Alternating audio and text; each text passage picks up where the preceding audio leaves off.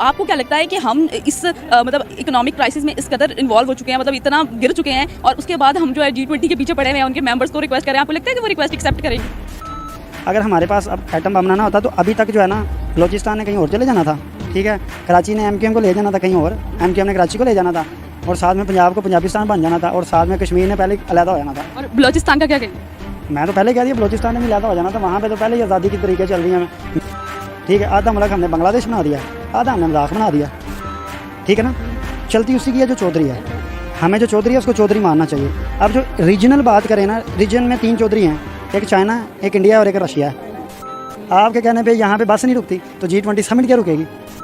अगर उनका एक बंदा जो है इंडिया का, जैसे रतन टाटा हो गया, वो उसके अकेले के पास इतना पैसा कि पाकिस्तान के पूरे कौमी खजाने के पास उतना पैसा नहीं है। हम उनको गलत भी कहते हैं कि हम IMF से जान छुड़ाना चाहते हैं, IMF ने ये किया, IMF ये करता है, और साथ में कटोरा लेके उनके पास पहुँच भी जाते हैं। हमारे मिनिस्टर कह रहे हैं जी चाय ना पिए, चाय बहुत महंगी है। एक गरीब आदमी चाय के अलावा पीता गया। इंडिया पाकिस्तान में लोग सुबह उठते हैं चाय पीते हैं, शाम को चाय पीते हैं, दोपहर को चाय पीते हैं। एक गरीब की ज़िंदगी में एक चाय है, और लोगों को आप चाय का कप पिला, तो चाय भी जो है हम वो बैन हो गई हम। हमारे पास तो लोन को रीपे करने के लिए पैसे नहीं है। हमें पहले इन चीज़ों को देखना चाहिए कि पहले जो लोन हमने लिया उसकी पेमेंट कैसे करनी है। इंडिया को हम उन ममालिक को कैसे मना कर सकते हैं? देखें, मना वो करते जिनकी इज्जत हो, जो कि तरक्की याफ्ता ममालिक हैं, उनको आप कैसे कह सकते हैं कि आप इंडिया की समिट में ना जाएँ, ठीक है ना। तो बेगर कांड भी चूज़र, वो पंजाबी में कहते हैं कि अपना घर ठीक करना चाहिए। इंडिया में क्या हो रहा है भाई, यहाँ पे क्या हो रहा है, देखो पेट्रोल कितना महंगा हो गया, ठीक है। पूरा पाकिस्तान इंडिया का हिस्सा था, बांग्लादेश इंडिया का हिस्सा था। भारत G20 समिट श्रीनगर में कराने वाला, ये सुनने के बाद में अगर सबसे ज्यादा कोई तड़फा मचला है तो वो है पाकिस्तान। पाकिस्तान अपनी पूरी ताकत लगा रहा है किसी भी तरीके से G20 समिट का, चाहे पाकिस्तान के जो दोस्त माने जाते हैं वो उसका बायकॉट कर दे ताकि भारत को शर्मिंदा किया जा सके। इसी मुद्दे पे पाकिस्तानी पत्रकार रिबा इमरान गई पब्लिक के बीच में जानने के लिए क्या पाकिस्तान जो कर रहा है वो सही है या गलत है। तो रिबा इमरान को मिल गया एक ऐसा बंदा जो पाकिस्तान को बुरी तरीके से रोस्ट कर दिया और पाकिस्तान को आईना दिखाने में उसने कोई कमी नहीं रखी। ऐसे तो मैं आपके लिए पाकिस्तान के एक से एक झेल लाते रहता हूँ, लेकिन इस बंदे ने जहालत के जितने भी स्टेज थे सब पार कर चुका है वो, और समझदारों की कैटेगरी में आ चुका है। तो इस बंदे को जरूर सुनिएगा, आपको बहुत मजा आएगा, क्योंकि पाकिस्तानी अक्सर ऐसी बातें नहीं करते। तो बिना देर के वीडियो शुरू करते हैं। अस्सलाम वालेकुम। वालेकुम सलाम। आपका नाम? अली।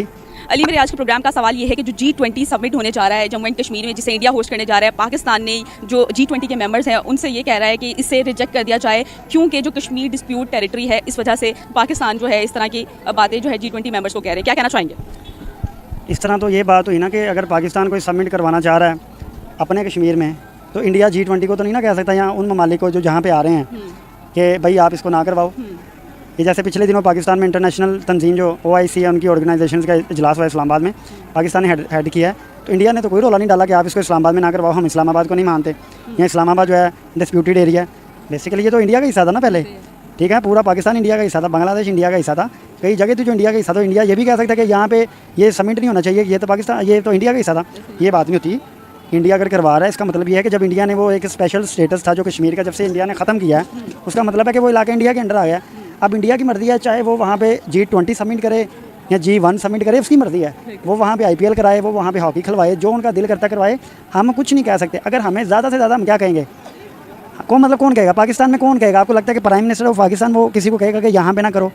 वो तो भाई मीडिया पे आके कहता है कि we are beggars and we can't be choosers, ठीक है ना। तो बेगर कांट बी चूज़र, वो पंजाबी में कहते हैं कि अपना घर ठीक करना चाहिए। इंडिया में क्या हो रहा है भाई, यहाँ पे क्या हो रहा है, देखो पेट्रोल कितना महंगा हो गया। इंडिया ने रशिया से पेट्रोल लेके अपने लोगों को सस्ता दिया पेट्रोल।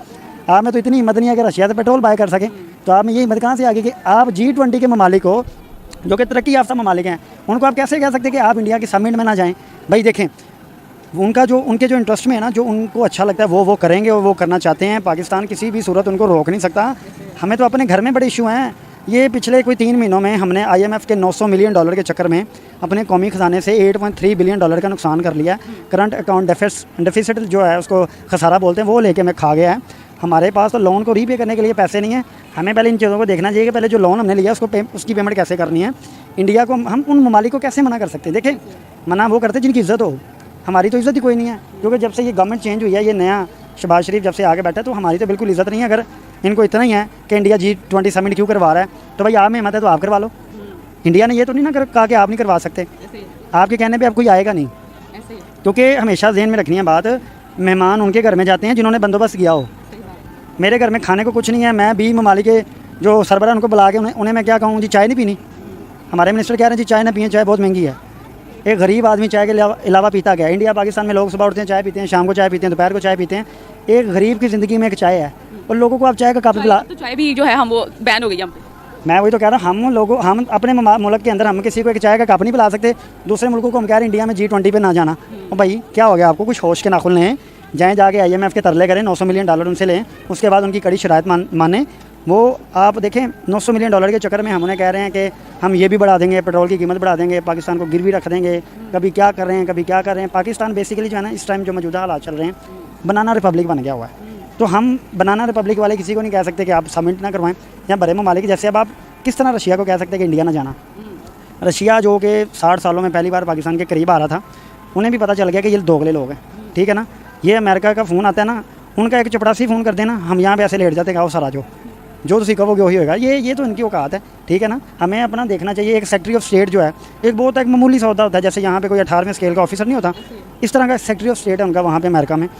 उसने हमारे एम्बेसडर को बुला के धमकियाँ दी कि भाई हम आपके पाकिस्तान में गवर्नमेंट चेंज करना चाहते हैं, अगर ये गवर्नमेंट चेंज ना होगी हम ये कर देंगे वो कर देंगे। उसकी एक धमकी पे हमने पूरा मुल्क लिटा दिया उनके आगे, ठीक है ना। हमारे अपने घर के हालात ठीक नहीं, हमें क्या लगे इंडिया में क्या हो रहा है, बांग्लादेश में क्या हो रहा है, कश्मीर में क्या हो रहा है। देखो मुझे तो ये देखना चाहिए मेरे घर में क्या हो रहा है। मेरे घर में चोर घुस जाए और मैं ये सोचूँ कि साथ वाले घर में क्या हो रहा है, भाई मुझे पहले चोर को रोकना चाहिए, ना कि उसको देखना चाहिए कि साथ वाले घर वाले क्या कर रहे हैं, डांस कर रहे हैं, खा रहे हैं, पी रहे हैं, जो भी कर रहे हैं। कहते हैं पहले अपना घर संवारो, बाद में दूसरे की फिक्र आती है, ठीक है ना। आपने कुछ खाया पिया ना, आपका पेट खाली हो और आप जाके करोला गाड़ी ले आओ, पहले रोटी तो खाओ, अपने मसले मसाइल तो हल करो। ये IMF नाम की जोंक से जान तो छुड़ा लो।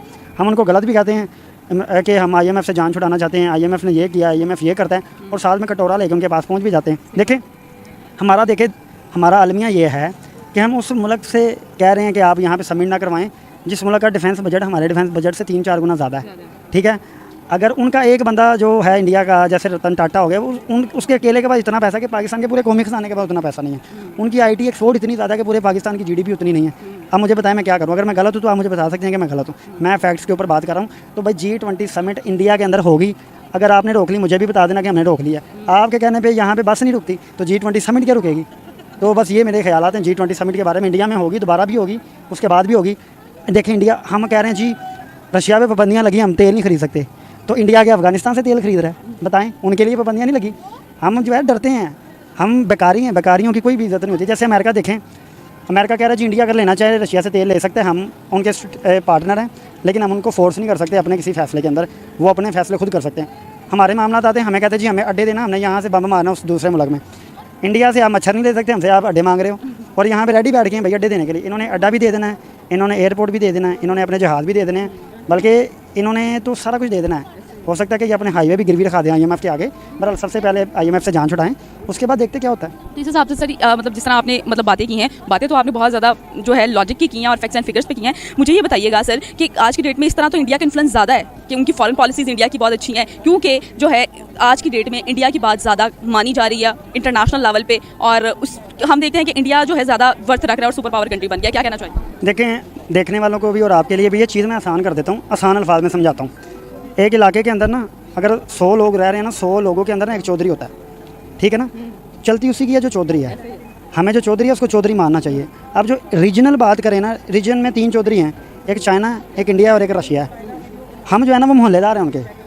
अब इंडिया कुछ भी कर सकता है, हम कुछ नहीं कर सकते, क्योंकि हमारे पास तो अपने मसले मसाइल हल करने के लिए कुछ नहीं है। तो इंडिया जो है ना वो चौधरियों के अंदर है, चौधरियों के साथ उनका उठना बैठना है। अमेरिका चौधरी के साथ लगा दे, रशिया चौधरी के साथ अब उन्होंने बना लिए हैं, उनसे धराधर तेल ले रहे हैं, अपने लोगों को सस्ता दे रहे हैं। चाइना चौधरी के साथ भी अंदरले खाते में उनकी बनी हुई है।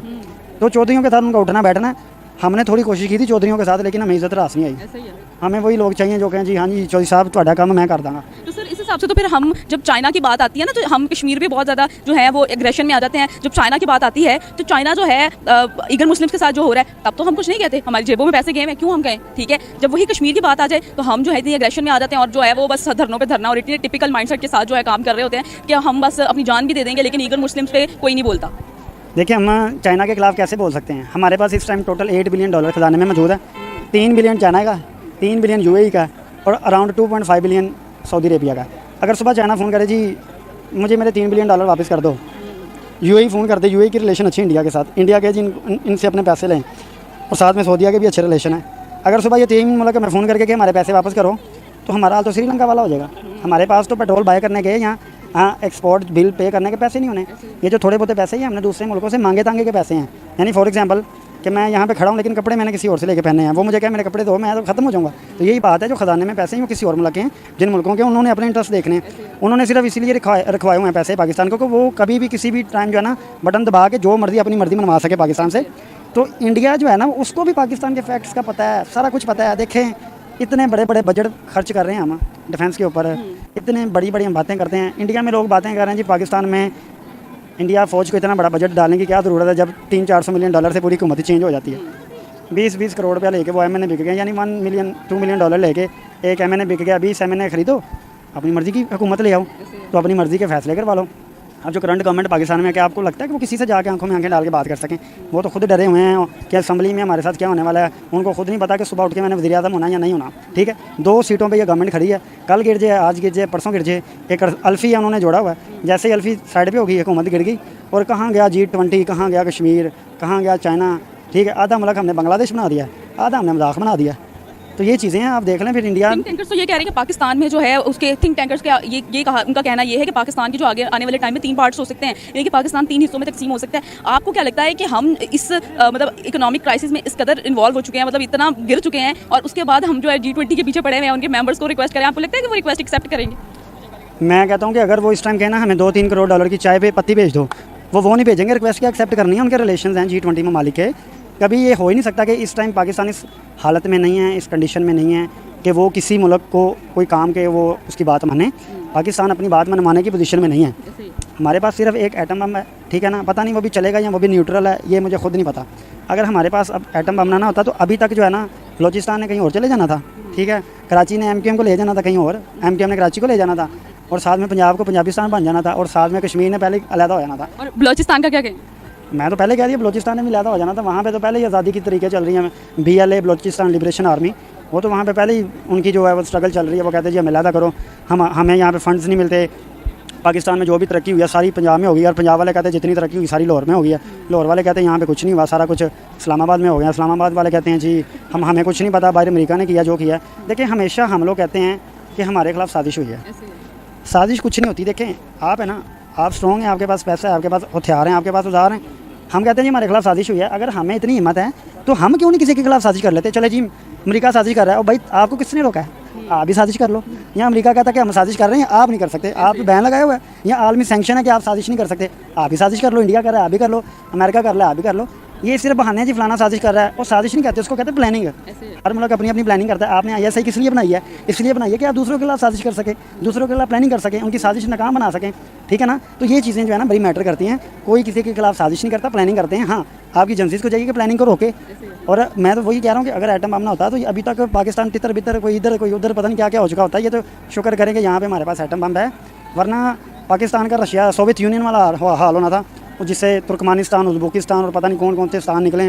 वैसे यहाँ पे पंजाबिस्तान बलोचिस्तान अलहदा हो जाना था, उधर सिंधिस्तान अलहदा बन जाना था, यहाँ पे पंजाबिस्तान अलहदा हो जाना था। साथ में कश्मीर वालों ने कहना था जी हम चाइना के साथ मिल रहे हैं। तो इस तरह करते करते पता नहीं क्या हो जाना था। शुक्र अदा करें कि लोग हमारी एटम बम से डर रहे हैं। ये एटम बम ने बचाया हुआ, वरना हमें कोई ऐसी बात नहीं है बचने वाली। और जो एटम बम जिसने बनाया उसके साथ क्या सलूक हुआ वो भी आपके सामने। वीडियो आपने पूरा देख लिया। वीडियो देखने के बाद आपके दिमाग में जो विचार सबसे पहले आ रहे हैं उनको कमेंट बॉक्स में उतार दीजिए। और अगर आपने उन विचारों को कमेंट बॉक्स में नहीं उतारा तो आपको बेचैनी भी हो सकती है, आपके सर में दर्द भी हो सकता है। तो इससे अच्छा जो दिमाग में चल रहा है उसको कमेंट बॉक्स में लिख दीजिए। आज आप सोच रहे होंगे मैं अपना चेहरा क्यों नहीं दिखा रहा हूँ, मैं इसलिए नहीं दिखा रहा हूँ मेरी हो रही है तबीयत खराब, लेकिन फिर भी आप लोगों के लिए वीडियो बना रहा हूँ, तो एक कमेंट मेरे लिए भी कर दीजिए। आप लोग अपना ख्याल रखिए। आपका भाई आपके लिए 5 मिनट से रिलेटेड वीडियो लाता रहता है। जय हिंद, वंदे मातरम, जय श्री राम, जय श्री राम, जय श्री राम।